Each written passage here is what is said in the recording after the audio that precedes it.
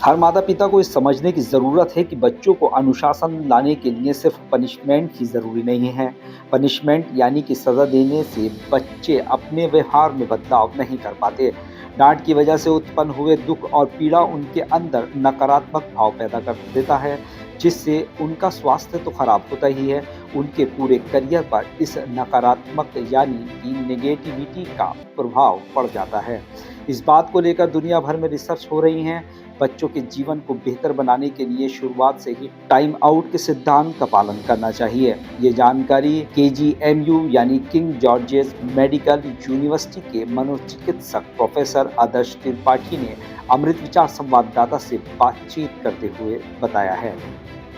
ये समझने की ज़रूरत है कि जो पनिशमेंट है, पनिशमेंट एक मतलब कि सज़ा देना, बहुत सारे पेरेंट्स ये सोचते हैं कि बच्चों में अनुशासन लाने का सफल तरीका है पनिशमेंट, कि अगर वो कोई शैतानी कर रहा है, वो कोई ज़िद कर रहा है, वो कोई गलत काम कर रहा है, तो उसको बहुत ज़ोर से डाँट देना या फिर मार देना, इससे उनके व्यवहार में सुधार आता है।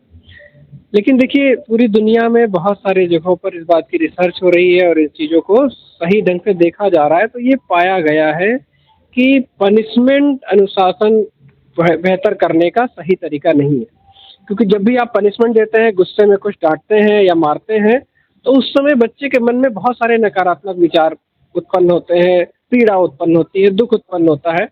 और ऐसी परिस्थिति में ज़्यादातर समय वो कुछ बेहतर सीख नहीं पाता। और इस रादर देन कि उस ये समझने की मेरे से क्या गलती हुई, वो अपनी दुःख और पीड़ा से निपटने में ही ज़्यादा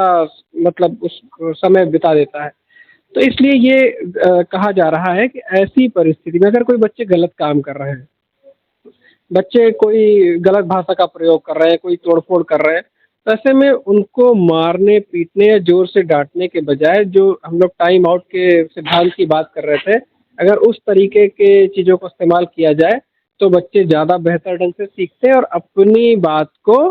अपने आत्म मतलब अपनी सेल्फ रिफ्लेक्शन सीख पाते हैं। तो टाइम आउट एक बहुत सिंपल प्रिंसिपल है। कुछ ही शब्दों में आपको मैं समझाने की कोशिश करूँगा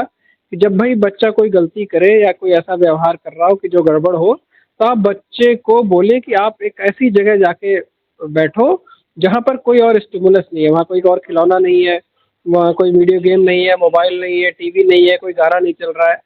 शांत जगह बैठना है और वो उतनी देर बैठना है जितनी उस बच्चे की उम्र है। जैसे 4 साल का बच्चा है तो 4 मिनट, 8 साल का बच्चा है तो लगभग 8 मिनट। तो जब भी बच्चा ऐसा करता है कि कुछ गलती के बाद उसको ऐसे एकांत में शांत जगह पर बैठने का मौका मिलता है, तो उसके जो इमोशंस हैं, जो नकारात्मक भावनाएँ उसके अंदर पैदा हुई हैं, वो कम हो जाती हैं और वो सेल्फ रिफ्लेक्ट कर पाता है कि मेरे से क्या गलती हुई।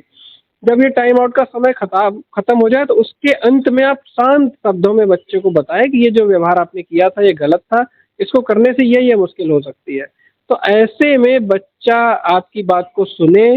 समझे और आगे चल के उस बात को सीख पाए, इस बात की संभावना कई गुना बेहतर होती है और इस टाइम आउट स्ट्रैटेजी का इफ़ेक्ट किसी भी मारने और डाँटने से कई गुना पॉजिटिव भी होता है और इसका लॉन्ग टर्म इम्पैक्ट भी काफ़ी बेहतर रहता है।